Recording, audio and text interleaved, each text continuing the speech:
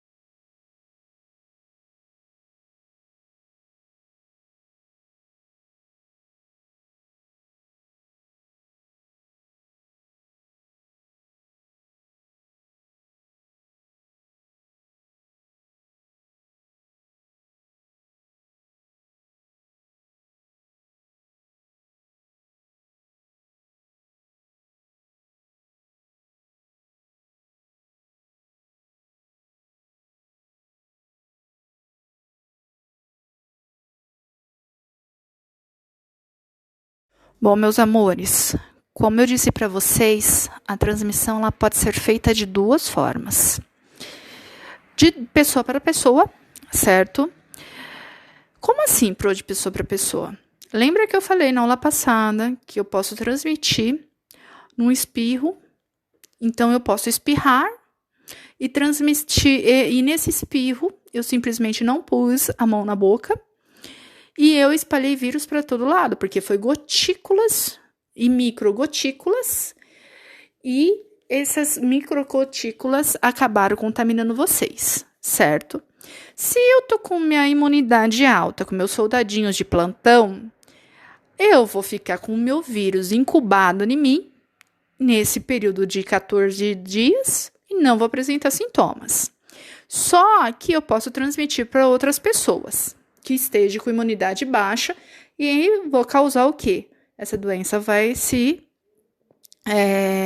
aparecer. Então, eu vou ser transmissor.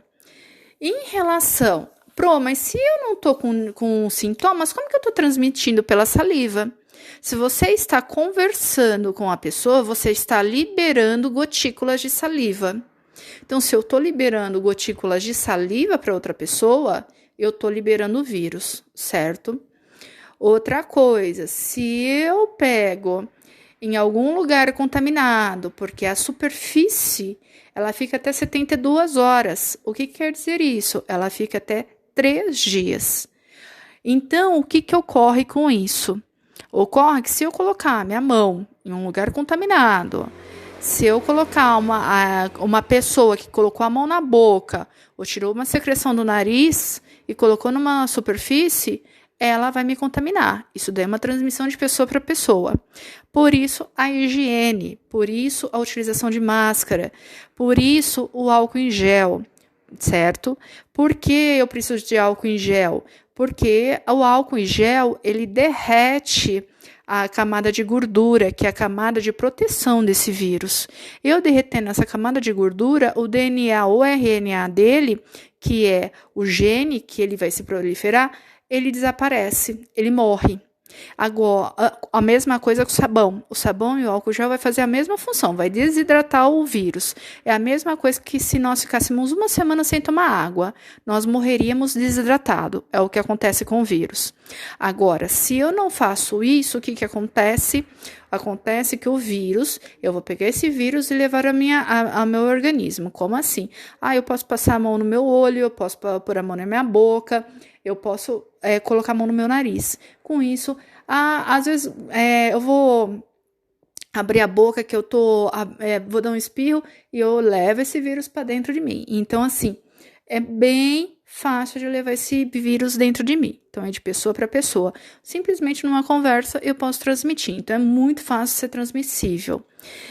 De animal para pessoa.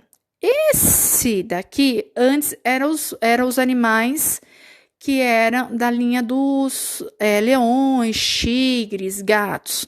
Esse daqui não. Por ser do Oriente Médio, eles vêm da área dos camelos.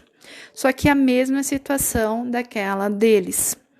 Eles são hospedeiros. Então, para os camelos, ele não causa problema nenhum. Ele está lá para simplesmente estar por estar. Ele está simplesmente se hospedando e se alimentando, mas ele não vai causar dano nenhum para ele. E o que acontece? O camelo, ele transmite para o ser humano, certo? Por quê? Porque lá no Oriente Médio, eles usam de transporte quem? Os camelos. E aí, nessa transmissão, o camelo também espirra. Para quem não sabe, ele também espirra, ele também tem a saliva. Então, nesse contato com a saliva e o ser humano, ele transmite. E a pessoa não sabendo, vai ter essa contaminação. E aí, há essa transmissão dessa doença. Então, é por isso que tem que ter muito cuidado, muita higiene. Mas aqui não tem camelo. Perfeito. Só que essa doença já chegou até nós. Começou lá, mas veio para cá. Como? Os animais chegaram a contaminar o ser humano lá, e o ser humano foi contaminando o ser humano. E aí, essa doença foi se espalhando até chegar no nosso Brasil, certo? Os principais sintomas. Como a outra doença também, ela se inicia no 2º até o 14º dia. Você pode ter a doença e ela simplesmente não aparecer, certo? Porque a sua imunidade está boa. Mas ela também, se ela for aparecer, ela aparece entre 2 a 14 dias. Então, como assim? Como que eu vou saber se eu estou com essa doença? Ela vai começar com febre, com tosse, dores de cabeça também, muitas vezes, falta de paladar. Então, como assim? Você não consegue mais sentir cheiro porque ela aloja no... Você lembra os pelos do que eu falei? Os pelos do nariz? que eu falei que ela servia para quê? Para ele, simplesmente, ele servia para limpar o nosso ar que íamos para o pulmão. Além de limpar, também servia para quê? Para esquentar, porque o ar vinha muito mais gelado do que o nosso corpo. Então, ele, além de esquentar, ele limpava, segurava sujeira, gotículas de sujeira. E aí acontece, muitas partículas desse vírus se alastram ali. Então você perde o odor. Então, o odor é o cheiro, porque as gotículas esse vírus se alastra ali, você começa a não sentir mais cheiro, você não sente mais o paladar, o gosto das comidas. O que mais é mais comum é febre, dores de cabeça, você começa a ter tosse, uma tosse seca, e principalmente você começa a ter dificuldade para respirar.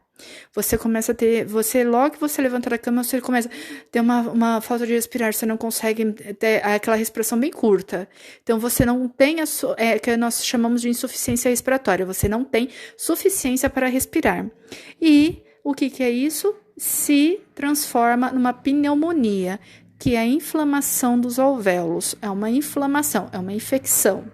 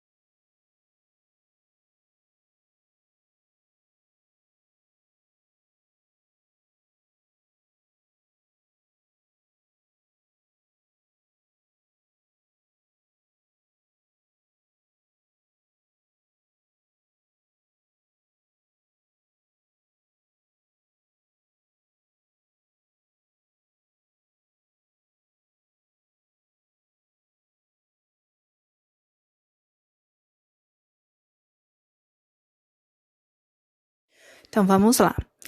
Se transformando numa pneumonia, a pneumonia simplesmente é uma inflamação, uma infecção respiratória por um vírus, correto? Vai ter o quê? Insuficiência respiratória. Essa insuficiência respiratória é quando o pulmão não faz mais a função dele. Se o pulmão para de fazer a função dele, isso daqui é quando ele já está numa situação bem grave. O que eu preciso? Eu preciso de que alguma coisa faça a função do meu pulmão. É quando você vê, quando as pessoas falam assim, precisa de respiradores artificiais, que é a função do meu pulmão, que é aqueles aparelhos que vai levar oxigênio para o meu corpo. Por quê? Porque o vírus já se alastrou no meu pulmão. E o que acontece? Esse vírus, ele se alastrou de uma certa forma que já infeccionou todo o meu pulmão. E aí, só vai ter medicamento que ainda está tudo em teste, tá tudo, ninguém sabe como ele vai ser, simplesmente para quê? Contra os efeitos colaterais. Como assim contra os efeitos colaterais? Por exemplo, são remédios para as febres, efeito para as dores no corpo, efeito para as dores de cabeça, é efeito para você não sentir dores. E eles estão dando uns remédios mais voltados à pneumonia. Então, assim, para desinflamar seu pulmão. Mas remédios voltados a essa síndrome, a esse vírus, ainda não é conhecido. Então, está em fase de testes. Não existem vacinas, não existem remédios para esse, nem para prevenir e nem para depois você tomar enquanto você estiver nessa fase. Então, o que acontece? Enquanto esse vírus não faz a etapa dele, não ocorre a fase dele, ele não tem o que fazer, entre aspas. Por quê? Porque essa insuficiência respiratória é a inflamação desses pulmões. Por isso que quanto mais grave vai se transformando o caso, pior vai ficando, porque você vai precisando de outros instrumentos para fazer a função desse pulmão. Só que o que já foi descoberto? Que além de ele parar os nossos pulmões, quanto mais grave vai ficando a doença, vai parando nossos rins. E quando se para ser o nosso rim, aí que vai levando, fica mais complicado ainda a nossa situação. Por quê? Porque a nossa insuficiência respiratória, ainda que nós temos respiradores artificiais, a insuficiência renal, o que começa a fazer? O nosso rim não filtra mais o nosso líquido do nosso corpo. E o que ocorre com isso? Essa água que o rim precisaria filtrar e mandar para a bexiga e nós fazermos o xixi e ir ao banheiro, o que acontece? Vai para o pulmão, que vai se alojar no pulmão. Olha como uma coisa está ligada à outra. E com isso, alojado no pulmão, vai complicando o caso. Só que o que acontece? Além de essa infecção alojar-se no pulmão, causar uma insuficiência renal, que é quando o rim para de funcionar, começa a ter o quê? Um choque séptico e pericárdite. É uma inflamação do pericárdio, da membrana que envolve o coração. É a membrana que faz os batimentos cardíacos. Então, você imagina, o seu pulmão já não funciona, o seu rim começa a parar e o seu coração começa a se inflamar. Então, aqui já está uma fase muito grande. Agora vocês entendem o porquê essa doença é tão grave, o porquê está levando tantas pessoas ao óbito, porquê tantas pessoas estão morrendo por causa dessas doenças, por causa disso. Porque não é simplesmente a insuficiência respiratória. Ele para o pulmão de funcionar, o rim e, por último, o coração. Com isso, o ser humano não aguenta. Porque um depende do outro, um tá ligado no outro. Se o meu pulmão para de funcionar, o meu rim para de funcionar, além da insuficiência respiratória, o meu rim, eu começo a acumular água no meu pulmão, além da inflamação, eu tenho água, já começa a piorar. O que acontece? Meu coração já começa a não aguentar. Com isso, começa a inflamar a membrana que necessito para manter meu coração batendo em ritmo normal. e com isso não mantendo esse ritmo normal, meu coração não aguenta e acaba dando uma parada cardíaca, aonde o quê? Que ele acaba parando de bater, certo? Para diagnosticar essa doença, é necessário fazer alguns testes. Existem dois testes. Do nariz, que ele é utilizado para quê? Você coloca um cotonete no nariz e aí ele vai para o laboratório, então ele faz pela secreção nasal. E há o teste de exame de sangue também que vai para o laboratório para ser feito realizado. Os dois testes têm como diagnosticar se você está com Covid-19 ou não, que é essa síndrome respiratória do Oriente Médio, certo?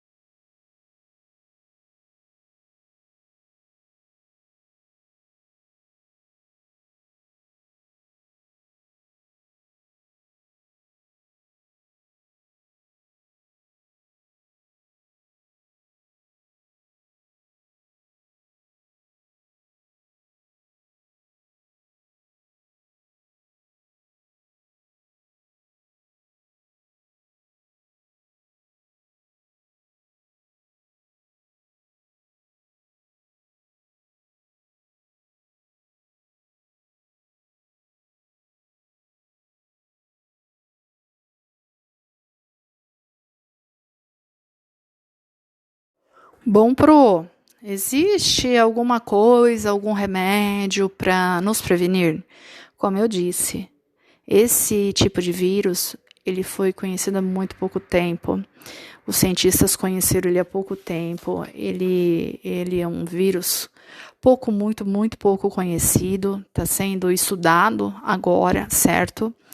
E o que acontece? Ele não existe vacina. A nossa precaução deste vírus, como todos os outros vírus, são vacinas. Nós não temos para vírus, diferente de bactéria, que nós temos antibióticos para as bactérias, esse vírus não tem nenhum tipo de remédio, por exemplo, que nem antibiótico, né? Quando eu tô com alguma coisa inflamada, eu tô com uma inflamação de alguma coisa que é causada por bactérias. Não, é diferente da bactéria, que eu tenho antibióticos que podem tirar essa infecção. Não, vírus não tem remédio, não existe remédio para vírus. Se alguém falar para vocês que existe remédio para vírus, é mentira. O único remédio que tem para vírus é remédios para tirar dor no corpo, coisas assim. Eu vou dar um exemplo. A gripe. A gripe, ela é um vírus. Então, o médico te dá um remédio para tirar aquela dor no corpo, dor de cabeça, essas coisas. Mas não exatamente para gripe, porque a gripe é um vírus. E enquanto ela não passar o período do vírus, ela não vai melhorar, correto? Então, a única forma de prevenir um vírus é a vacina. Vacina não existe ainda não foi formulado. A vacina ela está sendo estudada, estão sendo pesquisadas pelo gene do vírus, então está sendo estudada pelo mundo inteiro, né? E para descobrir o mais rápido possível as vacinas e para todo mundo ser imunizado com as vacinas para que nós conseguimos enfrentar essa calamidade. O tratamento específico para MERS é o que eu já disse, ele não existe. Porque é um vírus novo, vírus não existe tratamento e eles tratam os sintomas, eles não tratam o vírus, porque vírus não há medicação. Então, eles tratam os sintomas. Então, eles já conhecem os sintomas desses vírus, mas existem ainda muitos estudos que estão sendo realizados. Já existem estudos que estão sendo realizados que eles mexem também com o sistema nervoso, nosso cérebro. Então, existe ainda muita coisa a nos conhecer, mas ele não tem tratamento específico ainda. Por quê? Porque o vírus ele não tem um tratamento. Enquanto ele não passa a fase dele, que é de 2 a 14 dias, ele não adianta. Então, o que os médicos fazem? Tratam os sintomas. Tá com uma pneumonia? Então, vamos tratar a pneumonia, não o vírus. Deu para entender? A melhor prevenção, como eu já disse, é a higiene, é a máscara. Como assim, Não saiam de máscara, porque você está se prevenindo e está prevenindo o outro numa conversa, você não está expelindo saliva, não está recebendo saliva do outro. Na hora de tossir e espirrar, colocar o cotovelo na sua boca, depois lave com água e sabão. A melhor prevenção é essa, água e sabão. Está na rua? Passa um álcool gel. Se tiver algum lugar para você lavar sua mão com água e sabão, melhor ainda, certo? Então, galerinha, por hoje eu fico por aqui e hoje nós encerramos sobre esse assunto. Qualquer dúvida, vocês sabem onde me encontrarem, correto? E aqui vem as atividades de reflexão. Vocês irão fazer todas no caderno de ciências e me levarão para na próxima, quando voltaremos presencialmente, todas realizadas com capricho, com lindeza e com muito amor no caderno, correto? Crianças, vocês irão fazer no caderno de ciências, não se esqueçam, coloquem a data da semana. Outra coisinha, eu vou mandar para vocês um formulário, um questionário no Google e vocês vão preencher no próprio computador. vocês vão preencher no próprio computador, no próprio tablet, na própria plataforma que abrirem. Vocês não vão precisar copiar no caderno, vocês não vão precisar copiar numa folha, não. Vocês vão clicando ali e já vão respondendo na própria página, certo? Ou no próprio celular. Então, vocês vão abrir, certo? E depois vocês já vão respondendo, que já vai vir automaticamente para mim. Tudo certo? Um grande beijo, uma boa semana e até a próxima. Bons estudos!